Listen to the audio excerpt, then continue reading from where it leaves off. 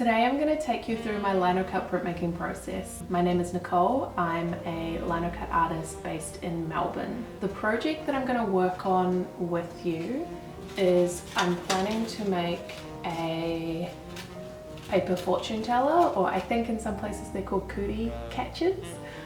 We called them fortune tellers. For my one, I'm thinking that I'm going to have 4 characters on the outside. I will do the numbers and maybe do some kind of decorative design around the numbers for this bit. And then instead of a written fortune in here, I want to do symbols that people can interpret their fortune. So the little squares that make the outside are in the corners, the fortunes go in the center, and the numbers in small triangles around there. So I need to transcribe this to the same scale in my sketchbook, and then I need to start creating designs that I think are going to work for a single layer Linocut print.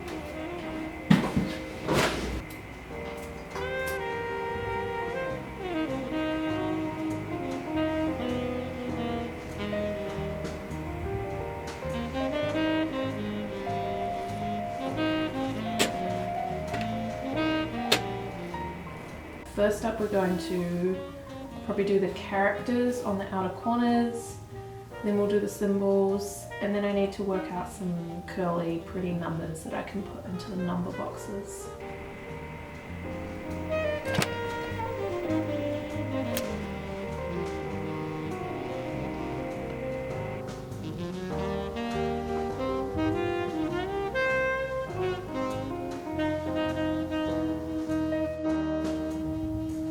What I've done is these pieces. So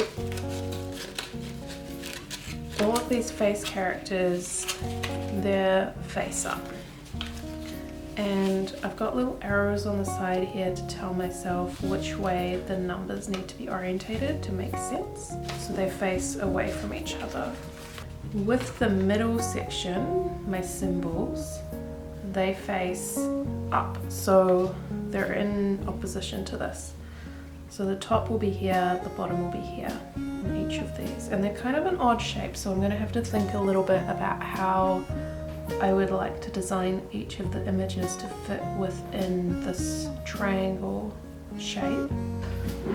Just as a side note, how chaotic does this look? It's just like a square of paper with arrows pointing in different directions. You would literally have to be me to understand what this means.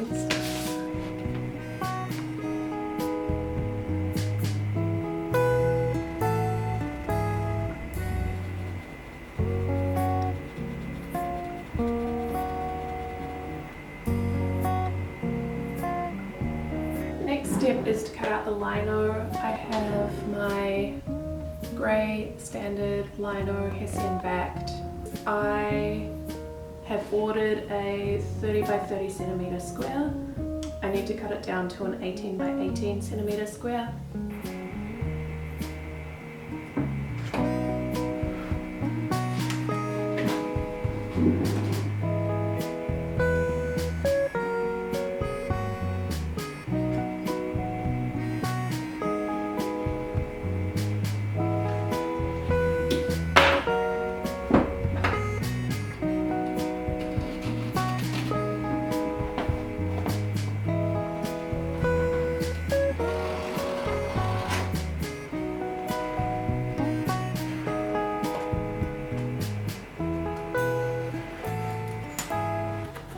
To trace the image, I use baking paper, which is a cheaper option than tracing paper from the art store, and it works just as well for this application. All I'm doing is going over the lines, and then I need a material that I can see through and that graphite pencil will transfer onto another surface easily from. Because tape doesn't work very well on baking paper, it just slides right off, I use pins to attach it to my sketchbook.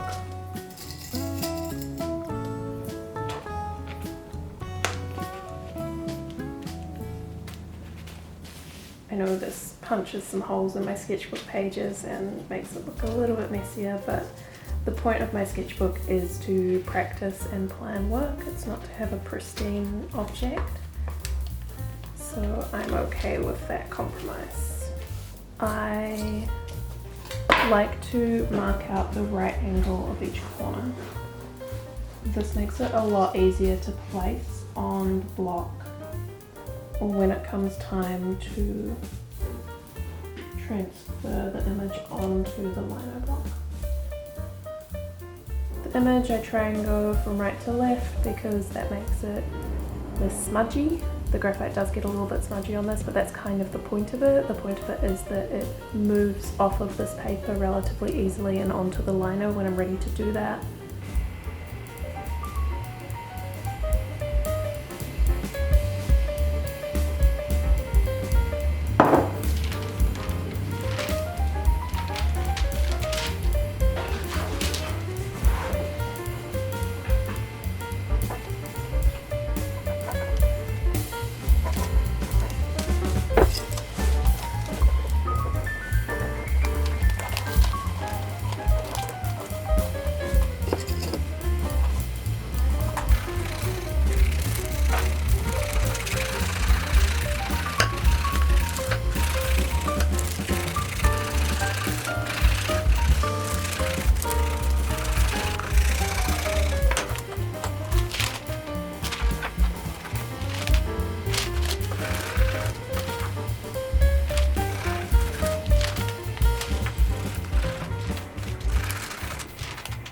I have done the transfer in graphite pencil from my sketchbook using the baking paper onto the block. You can see it's made a good impression on the block of the various designs. I like to go over the pencil designs using ballpoint pen. So I use just these Bic pens. Any ballpoint pen will work okay. I have found that anything that has a felt tip, for example, a lot of people use permanent marker. I find that they dry up a lot as you're working. Recently, I've also been using a little bit of Indian ink to mark out black areas, and there are a lot of full black areas on this block. So I'm going to use a little bit of this just as the background.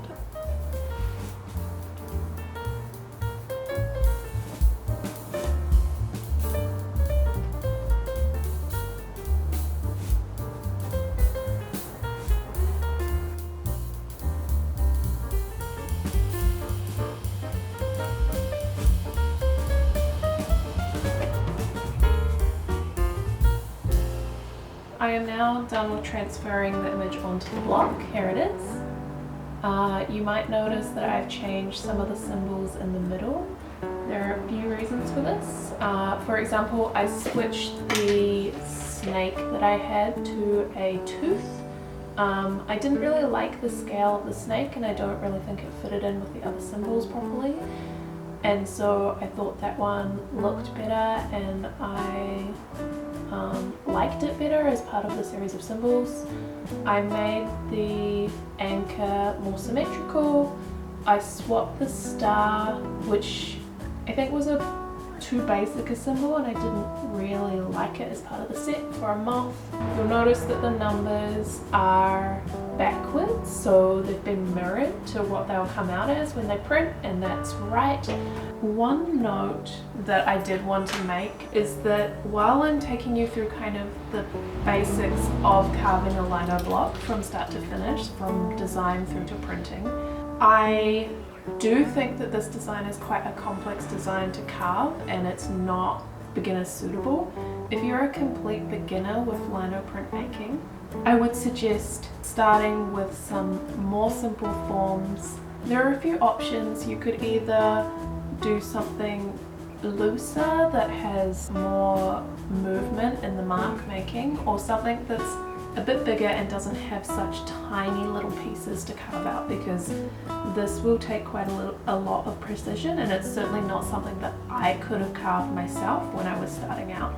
I have the main tools here that I like to use for carving. From the Feel series, the Swiss tools, we have a micro V and we have a micro U. And from Hwahong, which is Korean set of tools, we have a 2mm U and a 1mm, no, Yes, yes, a 1mm U and a 2mm U. And then from the EC line set, these are from the wood engraving set. We have 2 gravers which just have like a flat wedge chisel like shape. These are not something that most lino carvers choose to use, but I find they're really great for clearing surfaces and making a great flat space. I do have some different tools that I would use if I were working with a block that had a lot more white space in it. So for example, I can't remember the brand of this tool, but it's a Japanese tool. If you read Japanese, that might help you. It's a very wide U tool, and that would help me clearing large spaces in a like quickly. But since this block has just a little bit of white space, a tool this big is not going to be necessary. With very fine details, I like to get up nice and close to the block and really look, and I like to take just a little bit at a time rather than going in too quickly. You can always take away more material, but once it's gone, it's gone. So it's much better to be a little bit conservative as you're carving and not take away big chunks, just take your time. You'll see now that I've switched to the bigger U tool, up from the small feel one. I never quite know how to say that, the name of that brand of tool. File or feel, I think people say. You want to be very careful, especially with really fine lines like this, because it's so easy to nick them and then they just are completely gone. And while there are some tips and tricks for repairing a lino block if you've made a mistake, most of them mean cutting out a pretty wide section of your block and sticking in a new piece of lino. You can see now that I have switched to that yet larger U tool. And that's taking up material at a much quicker rate.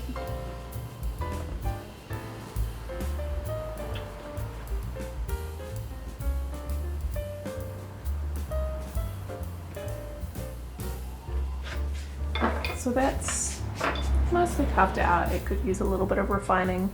You'll see that there's these kind of groove marks in here. Those have a potential, particularly there's like a little point here, to pick up ink when I'm printing. So my preference is to flatten those out. There are some people that make use of those kind of noise or chatter marks, but my preference is to make the block as clean as I can. So I go in with that flat edge graver tool, which is that wood engraving tool, and I just flatten off everything that's not kind of flat within a larger white area. I like to use a big paintbrush to clear the block of little chips of lino so I can see what I'm doing and making corrections.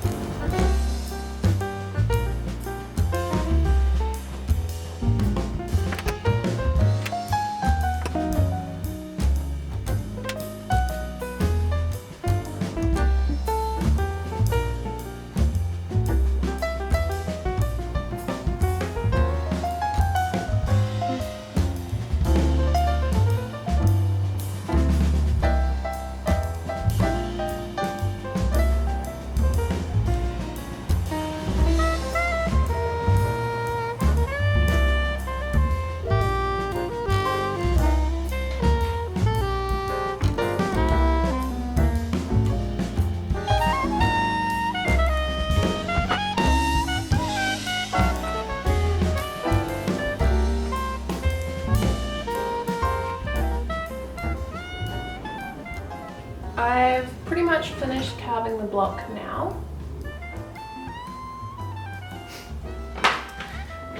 The final steps, I do like to go over it and just do a bit of cleaning, get off any loose bits of lino or dust, and really examine any little corners where there's just a little bit of lino, say, that is still a little bit attached but is a little bit loose, so it might catch some ink when I'm printing, or that's just a little bit raised. I'm also going to glue the block to this piece of cardboard.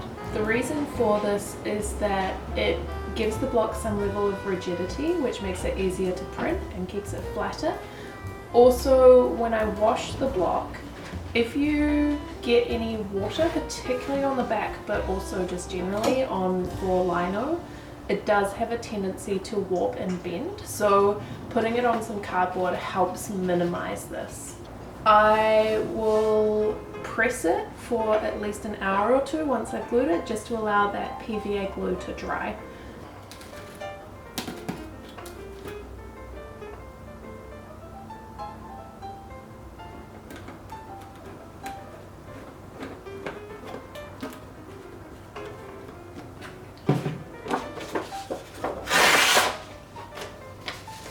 This cardboard that I'm using is the backing of the paper I use. It comes in pads and it comes with cardboard attached. So I just choose to reuse that instead of throwing it away. Okay. And press it while it dries, so that will keep it nice and flat. Now, I get a lot of questions about what inks I use. I really recommend using an oil-based ink for lino printing. The one that I have chosen to use is a Cranfield Calico Safe Wash ink, and I'm just printing in black today. To combat the fact that the Safe Wash ink is not quick drying, I choose to put in some cobalt dryers. So I just put in a couple of drops. There's a percentage that you're meant to put in, but I find that just a couple of drops tends to do what it needs to do, and I just use a dropper to apply that. Okay, so for this paper I like to give it a spray with water. Because I'm making an origami shape, I'm using a thinner paper than I normally use. The paper that I normally use is a 200 GSM paper, and I soak that. For this one, I'm using 110 GSM sketch grade paper, because that will be a easier paper to fold to make an origami shape. So I just spray that with water, and then while I'm letting that kind of soak in a little bit, I then roll the ink onto my block.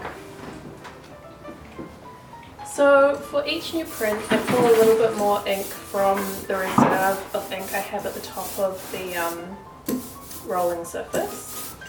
And I just blend that into the ink that I've rolled out until it makes a nice hissing noise, and I feel happy that that's going to roll on nice and thin and smoothly. And then I go over the whole block, making sure that I get into each of the corners.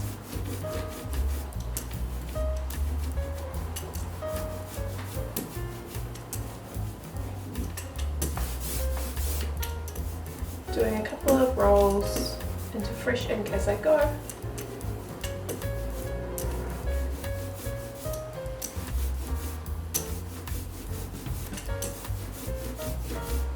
Okay, so I'm going to set that in my press. This press is a hand lever press, so it operates with a levering system like this. It is a custom built hand lever press, and we are planning to make some more and put them up for sale. They will be listed as an Irwood press. It's a happy medium between having to hand burnish prints, which is quite labor intensive, and getting a full roller etching press, which can be several $1,000s and a huge investment, and something that takes up a lot of space in a studio. They're literally the size of a table. So this is much more portable and perfectly good for doing relief style printing. Taking that paper that's just been sitting with water on it, I'm just going to press it between some paper towel to take any water off the surface of the paper. You don't actually want your paper to be sopping wet when you print, because that will lead to the ink blurring, especially considering it is a safe wash ink. It is resistant to water, it's not going to feather or do anything bad, just the paper being a little bit dampened, but if there is surface water, it will impact the ink. I'm going to line the paper up onto the block. For this block, since it's a single layer and since I will be cutting out the paper around the origami shape, I'm not too concerned with registering it carefully. I just want to make sure it's relatively centered on the paper. And we're just going to give that a bit of a squeeze and press. I am getting a little bit of patchiness when I'm printing. That's okay. What I'm going to do is I'm going to take this back to my inking surface and I'm just going to roll back first half of the page and give it a re-ink, especially anywhere that's a bit patchy. And then I'll press it down, go over it a little bit with my Baron, and then I will do the other half of the page as well. Alright, so we're just going to pull this back. It's actually not too bad. There's a little bit where I would probably want to go over. Just around this king character, his black background is a little lighter than I would prefer. And there's one edge on this one as well. And then we'll just give that middle section a little bit more too.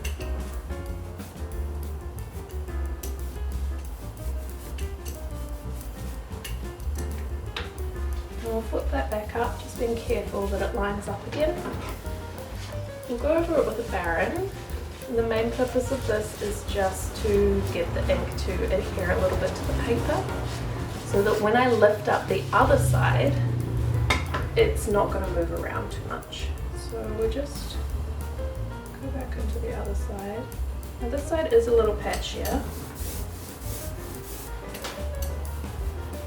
My little skeleton friend is looking a little grey.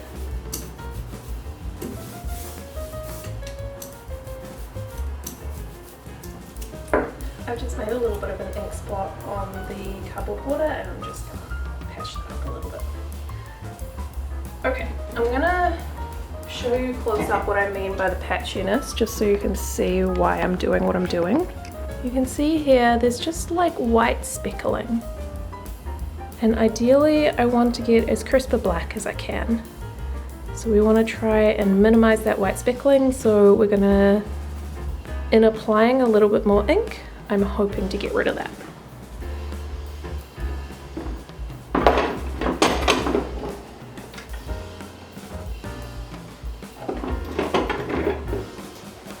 You can see because of the moistened paper there's a nice embossing effect on the paper, and I'm going to fill it up. That is now looking pretty crisp. To dry my prints, what I do is I have this here. It's a clothing rack that I found secondhand, and on the clothing rack I have bent paper clips into small wooden pegs, and I just hang those on the bars of the clothes rack. So I take two prints and I put them back to back like this. And then I just hang them on the pegs. And I leave them there for up to a week, maybe a little bit over. I get asked a little bit about how you clean your block, how you clean up after using oil inks, so I can take you through what I do. If I'm planning to reserve the ink that I've used, if there's a bit left over and I want to reuse it, I will scrape it off the block and put it into either tin foil or baking paper, and it will keep for a couple of weeks so I can reuse it. There's only a little bit of this black ink left and I don't think I'm likely to use this, so I'm just going to scrape what's left off the block. using my palette knife, and I'm going to wipe it off into paper towel.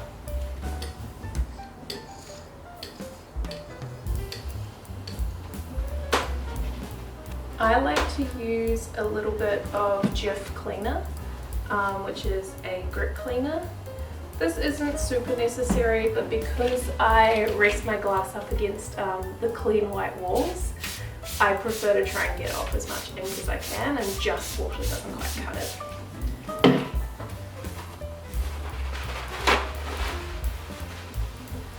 So you'll see it just basically melts away in the water.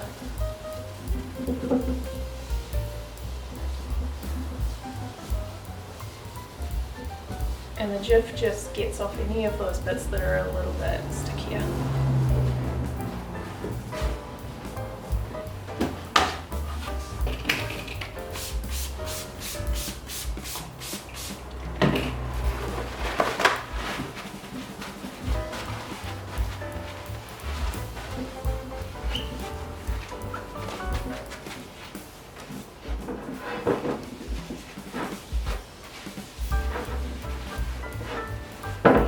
Once I'm satisfied my plate is clean, I can put that away. Now for the block, I use a very similar cleaning process. I like to use a little bit of Jif. This can leave a little bit of residue on the block. A little bit of detergent will also work perfectly well to help just melt away the ink a little bit. And then using a paper towel, I spray the water onto the toweling. This means that I'm not over moistening the block, because doing that can lead to it warping.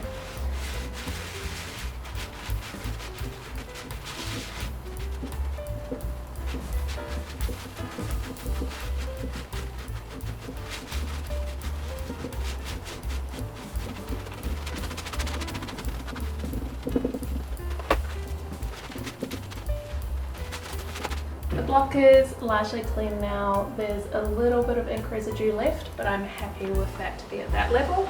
I then clean up my desk, which has gotten a little bit messy, particularly in the cleaning process. I would say for a white desk like this, Jif is a godsend. I don't know if I've been clear, but the spray bottle is just water and I use it for just about everything. Alright. So you'll see that all that black marking just comes straight off using a paper towel, a bit of water and some Jif. Once I'm done with all of that, I like to press my block.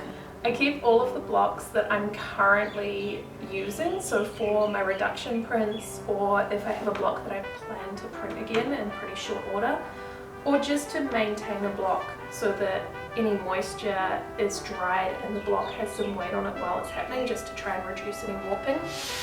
I choose to keep them pressed. So this right here is my press pile. On top of it I have these letterpress blocks, and this just lives with me in my studio all the time. So it's just a pile of books. Here is one of the blocks that I'm currently working on. It's a reduction print. Here is one of the graphic novel page prints I'm working on. And then under here I have prints that I'm pressing. So I keep my stack all together here, and I just layer up books between each of the items in it.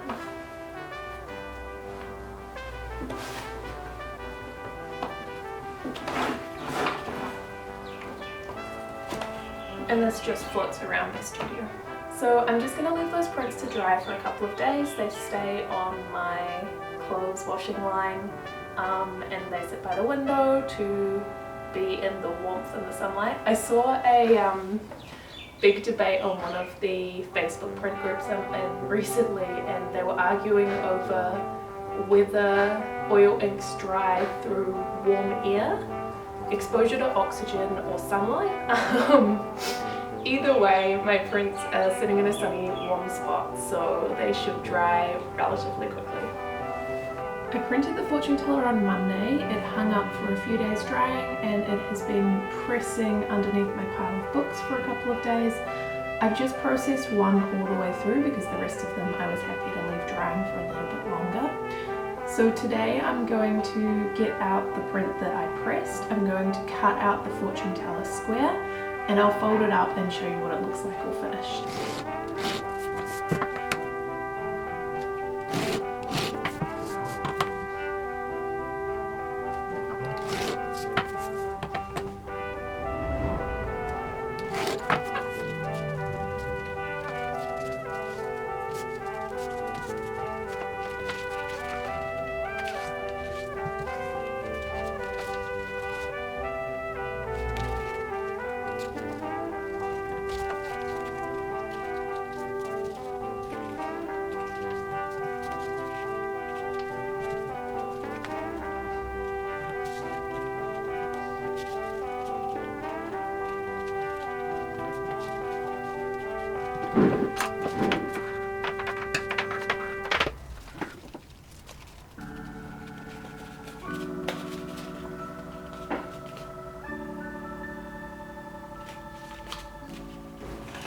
So here is the final result.